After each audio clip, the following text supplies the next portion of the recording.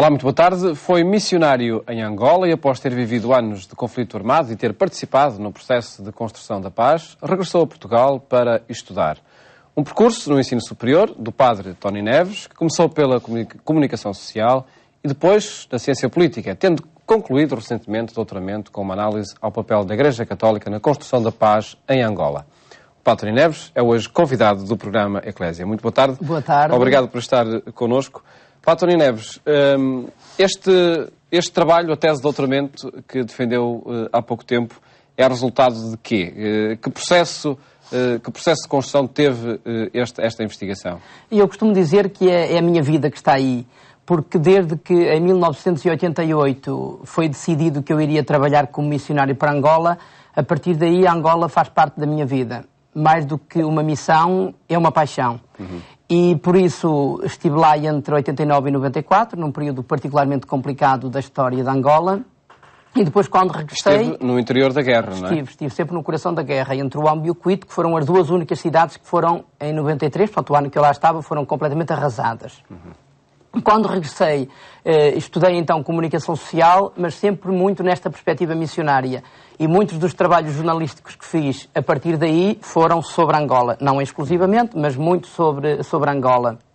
Depois foi-me lançado o desafio de fazer um mestrado em lusofonia e relações internacionais, que viria a ser convertido num doutoramento em ciência política sobre Angola. Chegou por algum momento a abandonar Angola, em todo esse percurso? Não, nunca abandonei. Eu estive diversos anos sem poder lá ir. Mas abandonar não, porque eu acho que a maior presença que nós temos em qualquer sítio é a presença do coração. E por mais que as distâncias e outras questões nos possam fisicamente afastar, quando o coração está lá, nós estamos sempre. E basta ver um bocadinho o meu percurso, e eu tive, até por questões de investigação, tive que ver um pouquinho como é que foi a minha relação com Angola, enfim, desde que saí fisicamente até agora. E não há mês nenhum que eu não tenha escrito qualquer coisa importante e interessante sobre a situação da Angola. Ora, está. E a escrita, na comunicação social em concreto, foi um instrumento de lutar por esta justiça e paz para aquele país? Sim, para mim acho que não há outra forma de lutar pela paz que não seja através dos caminhos da justiça. E uma das teses que eu tento provar, não em teologia, mas em ciência política, é que a intervenção da Igreja Católica através do seu património da doutrina social é absolutamente decisiva para que se ajude a criar um conjunto de valores que vividos trazem paz.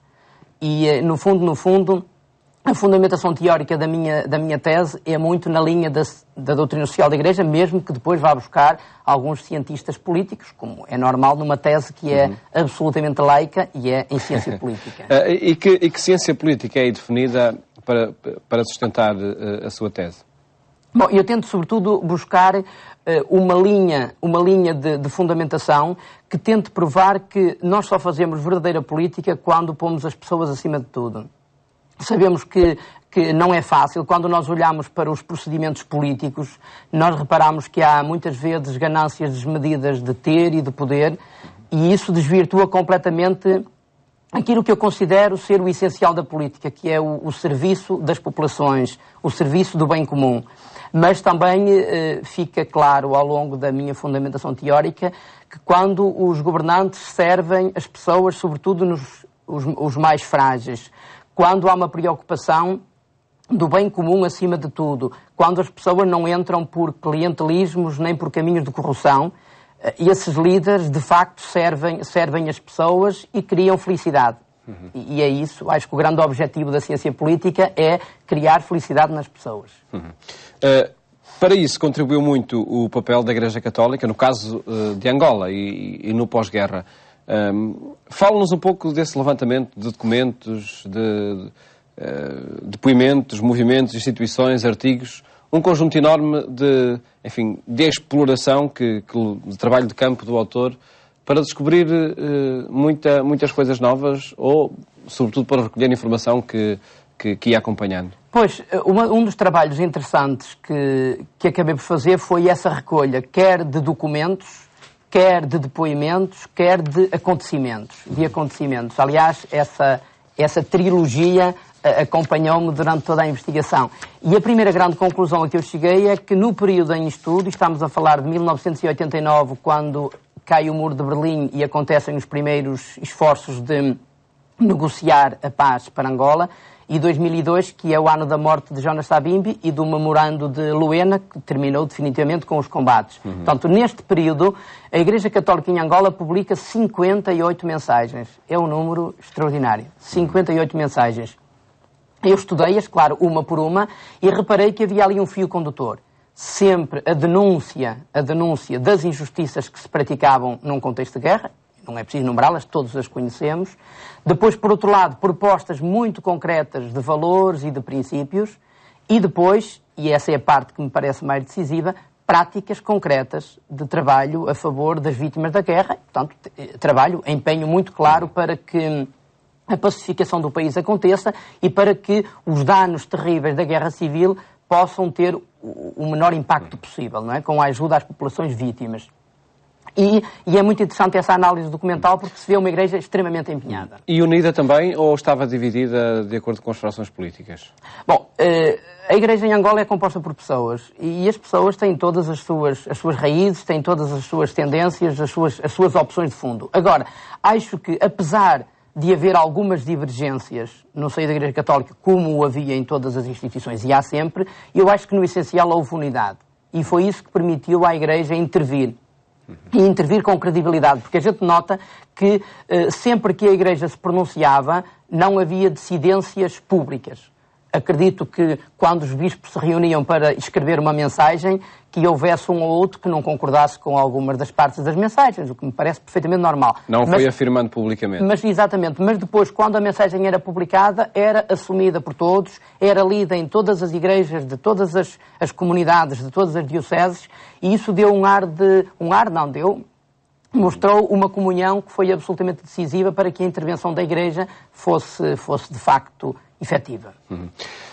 Um movimento que creio que caracterizou também a ação da Igreja naqueles anos foi o movimento Pro Pace. Foi decisivo para a construção da paz? Foi decisivo. O movimento Pro Pace aparece na viragem do século e do milénio. E depois...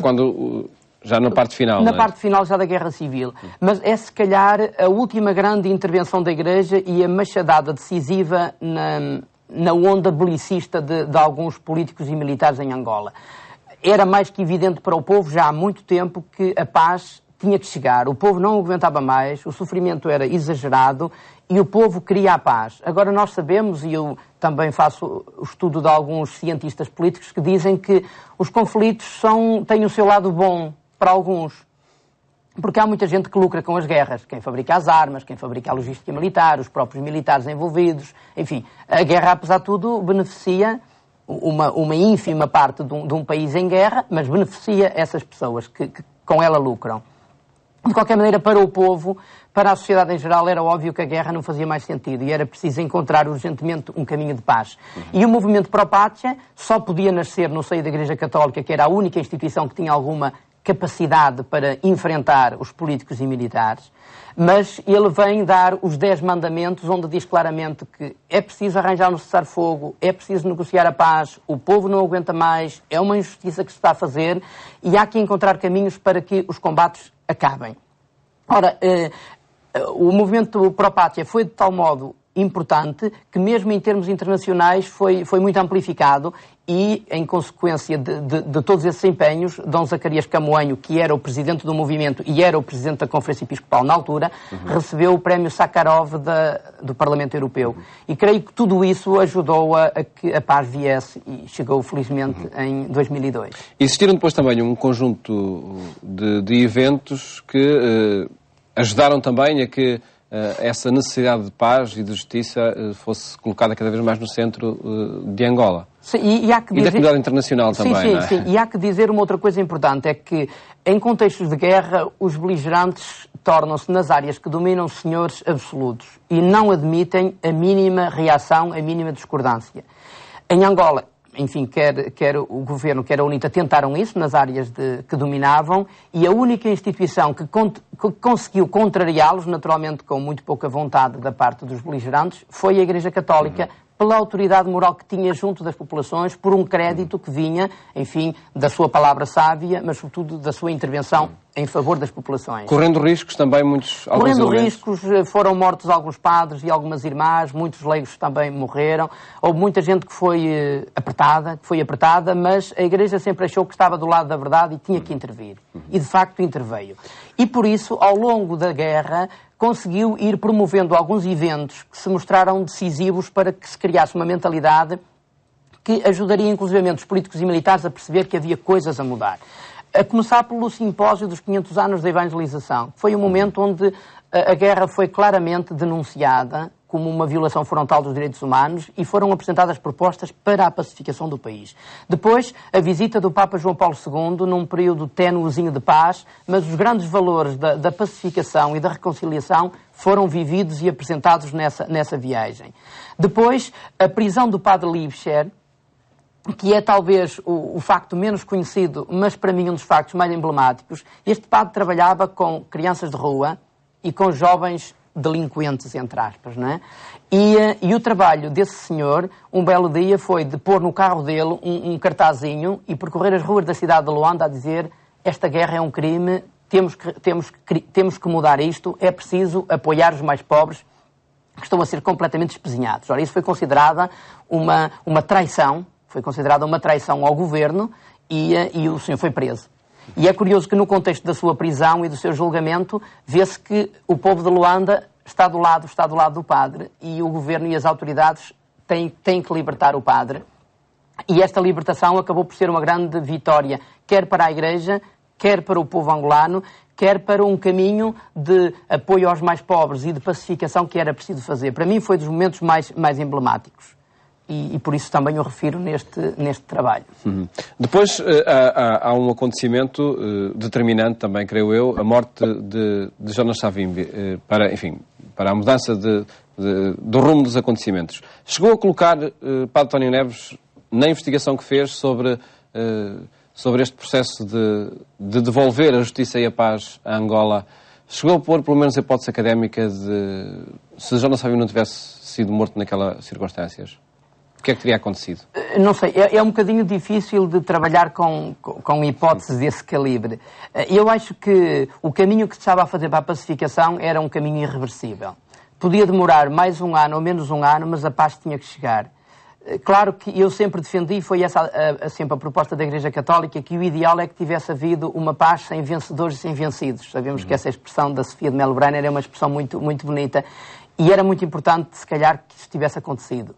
Bom, não foi o que aconteceu, porque Savimbi foi morto e por isso a paz foi uma paz com vencedores, com problemas posteriores, porque quando um lado ganha, depois sente-se no direito de impor todas as regras de jogo. Teria sido melhor uma negociação, porque a negociação iria depois propor um caminho onde todos tinham mais vez, mais voz e mais lugar.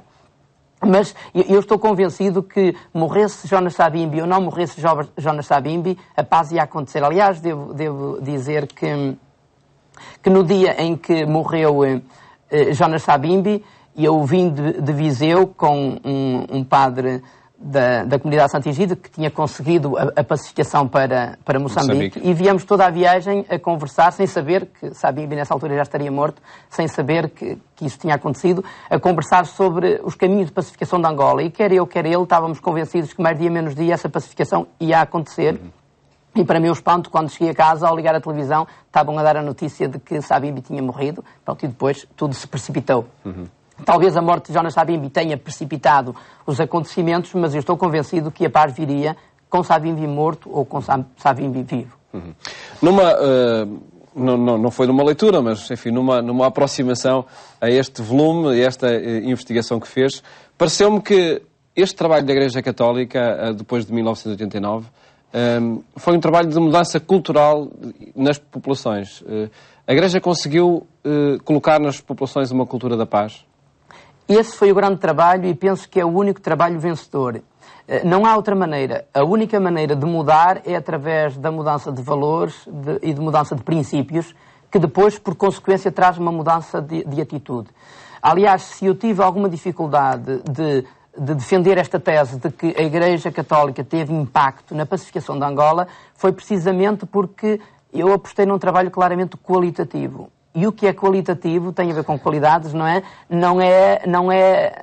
Portanto, não passa para estatística.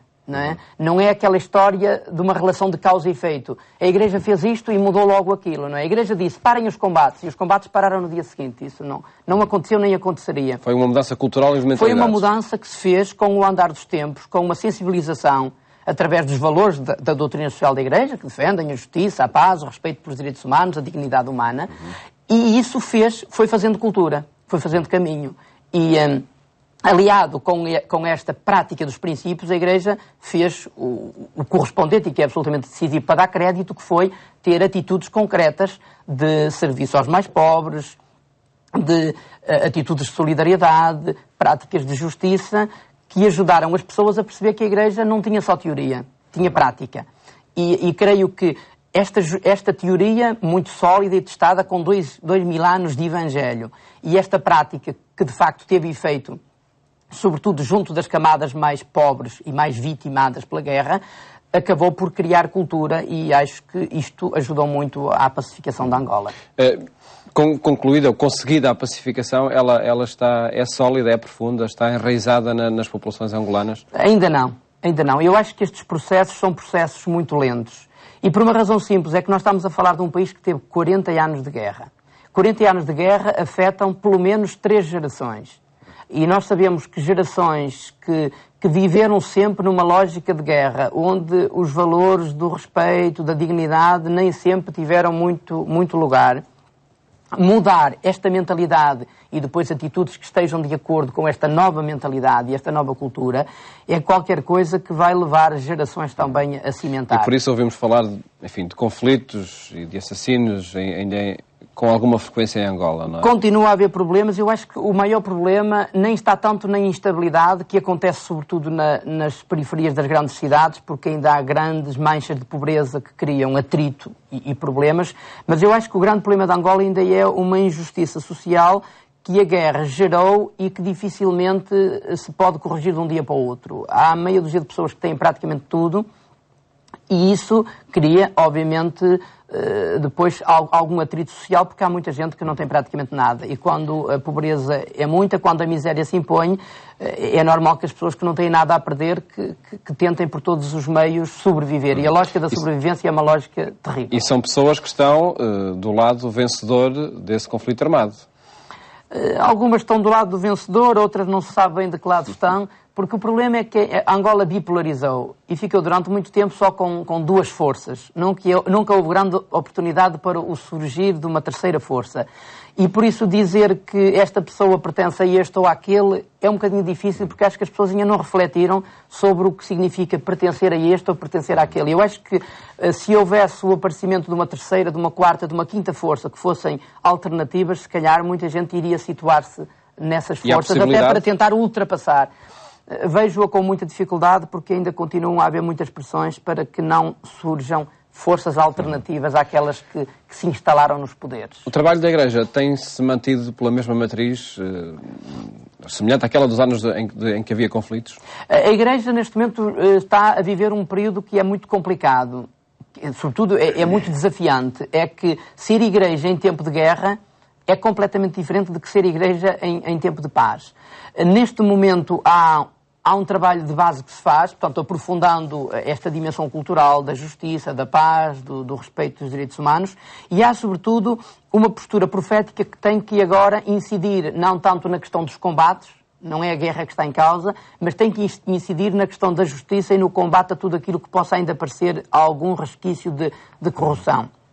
Por exemplo, a Igreja Católica decidiu fazer a monitorização dos investimentos públicos, trocando em miúdos. Portanto, quando o Governo diz para determinada província vamos dar do Orçamento do Estado não sei quantos milhões para fazer não sei quantas escolas, a Igreja tem a obrigação de, no fim do ano, ir ver se essas não sei quantas escolas foram ou não construídas.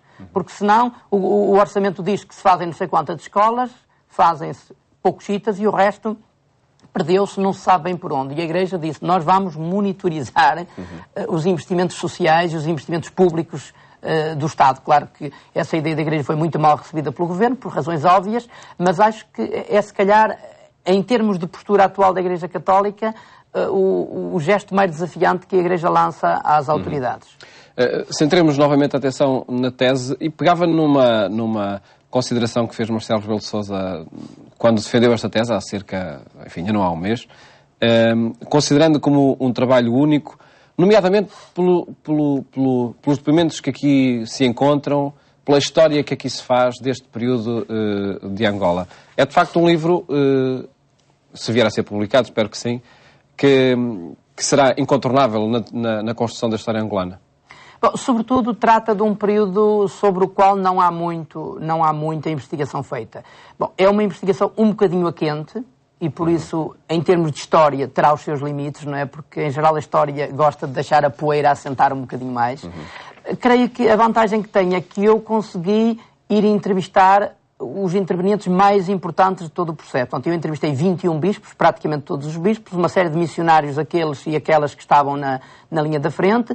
Consegui, na altura, entrevistar quer o Presidente Eduardo dos Santos, quer o Dr. Jonas Savimbi. Portanto, e isso permitiu-me que pusesse a falar da Igreja e da sua intervenção as pessoas que mais habilitadas estavam para o fazer. E a esse nível, acho que são depoimentos únicos e que vão ajudar.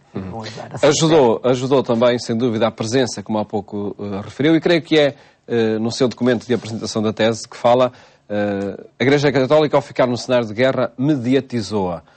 Nós celebramos o Dia Mundial das Comunicações Sociais e, sem dúvida, que o recorrer a esses instrumentos mediáticos é um dos principais instrumentos para resolver muitos conflitos, nomeadamente os bélicos.